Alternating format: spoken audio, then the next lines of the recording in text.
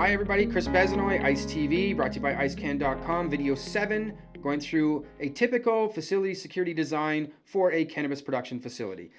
Continuing on, we've got the drawing room. We've already gone through packaging, reception. We've got the front office areas. We've got the main hallways, the gowning. Go ahead and watch those. We're now entering into the drawing room. Just like any other processing room, I'm a big fan of access control. So we're going to put an access control reader restricting access to the space of those that have a reason to be within that space.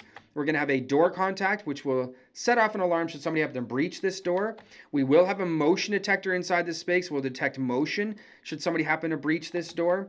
We're going to have cameras inside of this area. Just like the packaging room, we have to be mindful of the drawing room camera design. Typically speaking, you're going to have drying racks that are inside of this room, usually rolling racks if you're going to be doing hang drying. Most facilities will do hang drying, especially one of a medium size like this one. But they're going to want to pack this room full of racks. There could be potentially 10, 12, 14, 16, only 7, depending on how many racks per grow. There is going to be racks inside this room. And typically those racks are about 6 feet tall. An average drying room could only be maybe 10. So you can see the challenge here with video surveillance systems, whereby if you put a camera in the corner here, and maybe a camera in the corner here, as much as that sounds like a good design for an empty room, once you put these racks in the way, you're really not seeing anything other than the top of the rack, which is not really the idea.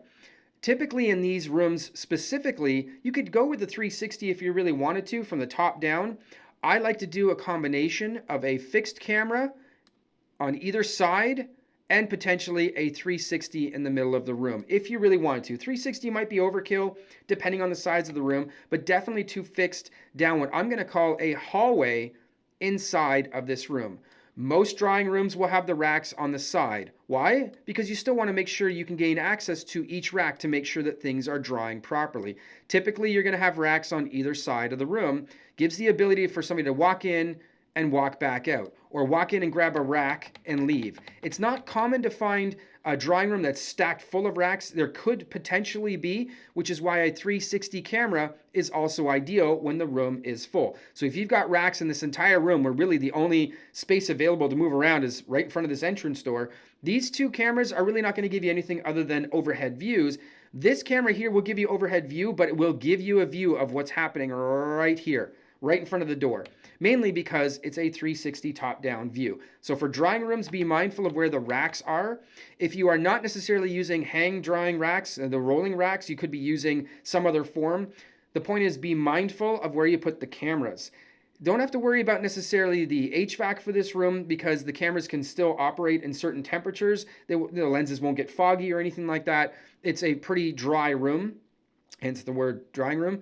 Either way, just make sure you're mindful of the type of drying strategy being used with the facility. If it's drying racks, you're just maybe going to have overlapping views of the hallway inside of the drying room on either side of the racks. Intrusion detection, access control, video surveillance, pretty simple. Rack design is going to be key. Room design is going to be key. Typically, these rooms aren't any higher than 10 feet because they don't need to be.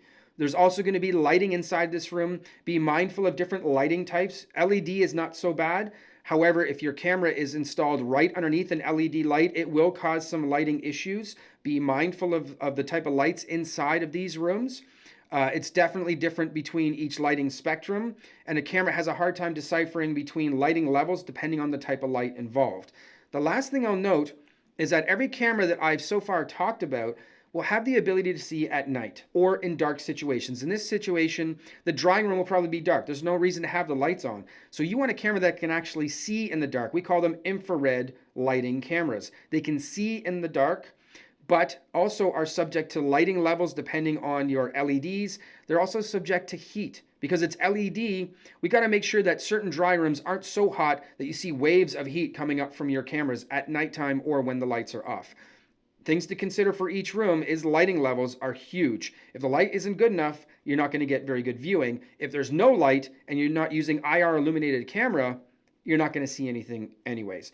Black and white does work. They call it true day-night. It is black and white. It's just as good as infrared depending on the type of camera manufacturer, but we usually like to use IR illuminated cameras because there's usually multiple IRs in the camera. Either way you look at it, secure drying room, a very important room to secure. Thanks for watching. We're going to see you in the next video, which is now going to be the trimming room. See you soon.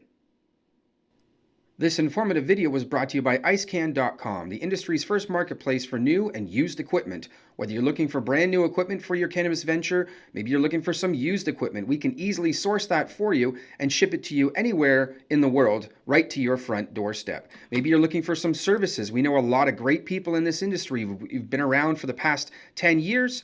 We can easily help you and refer you to anybody that you may need, whether it's advisory services, regulatory compliance, maybe you're looking for some funding for your cannabis venture. Either way you look at it, we can easily help source that consultancy or that service you may need. Once again, thanks for watching. This is ICE TV, brought to you by IceCan.com.